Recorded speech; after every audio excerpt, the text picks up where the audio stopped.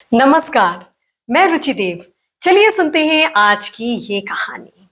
एक पंडित था जिसने कि बहुत साल सभी प्रकार के धर्म ग्रंथों का अध्ययन किया और वेदों का उसने ज्ञान प्राप्त किया और उसे घमंड हो गया था कि उसके जैसा ज्ञानी कोई भी नहीं है।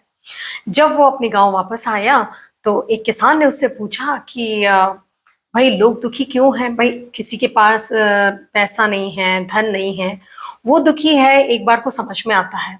लेकिन जिनके पास अच्छा खासा पैसा है, धन दौलत है, वो दुखी क्यों है? तो पंडित ने कहा कि वो अपनी जरूरतों को उस तरीके से पूरा नहीं कर पाते हैं, उनको और धन की आवश्यकता है और इसीलिए वो दुखी रहते हैं। तो किसान ने कहा कि भाई फिर मेरे बारे में क्या कहोगे? मेरे तो जितनी भी इच्छाएं हैं उन सभी की पूर्ति हो चुकी है और मेरे पास अपार धन दौलत है, लेकिन फिर भी मैं दुखी क्यों हूं? अब पंडित को कोई उत्तर समझ में नहीं आया, फिर भी उसने कोशिश की उसका उत्तर देने की। अब किसान तो बिल्कुल भी संतुष्ट नहीं हुआ। फिर किसान ने उससे कहा कि भाई तुम मुझे इसका उत्तर दो, सही उत्तर दो, ताकि मैं पूरी तरह से उससे संतुष्ट हो जाऊं, और अगर मैं संतुष्ट हो गया तो मैं अपनी पूरी जायदाद और धन दौलत तुम्हें दे दूंगा।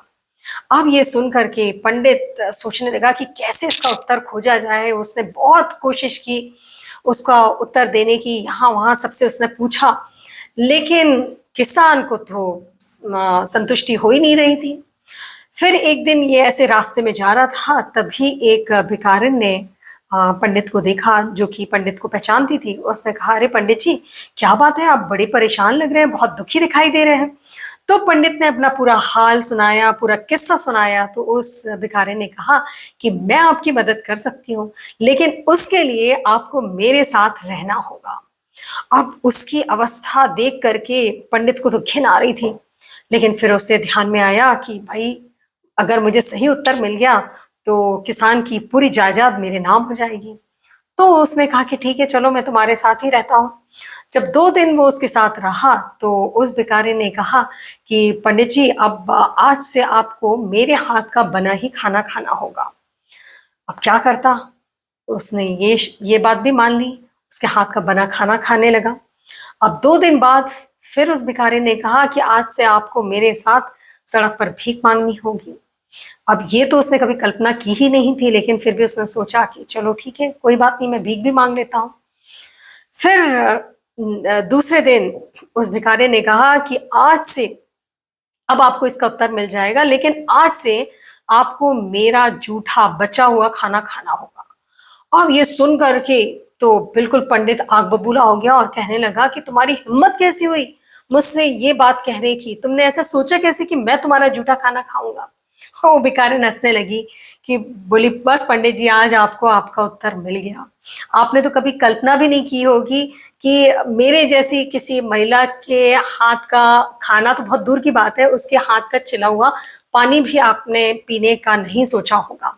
लेकिन फिर भी आपने ये सब किया क्योंकि इंसान का लालच और उसकी हर दिन बढ़ती हुई इच्छाएं ही उसके दुख का कारण है, क्योंकि वो उसको वो सब करने के लिए मजबूर करती हैं जो कि उसने कभी सोचा नहीं था। जैसे कि आप मेरे साथ सड़क पर रहे, सड़क पर आप सोए, आपने भीख मांगी और आपने मेरे हाथ का बना खाना खाया। तो बस यही इसका उत्तर है। तो सच है दोस्तों, लालच एक ऐसी चीज है जो इंसान से वो सब करवा लेती है, इंसान को एक प्रकार से मजबूर करती है वो सब करने के लिए, जिसकी कि उसने दूर दूर तक कल्पना भी नहीं की होगी। तो दोस्तों, अगले सोमवार हम फिर सुनते हैं एक नई कहानी, एक नई सीख के साथ, शाम 5 बजे मेरे चैनल ब्लू विद रुचि देव पर। तब तक के लिए आप अपना ध्यान रखिए, अपने परिवार का ध्यान रखिए, और हाँ दोस्तों, दूसरों के जीवन में दिया जलाना कभी मत भूलिए, क्योंकि जो लोग दूसरों के जीवन में उजाला करते हैं उनका जीवन खुद ब खुद रोशनी से जगमगा उठता है। नमस्कार, धन्यवाद।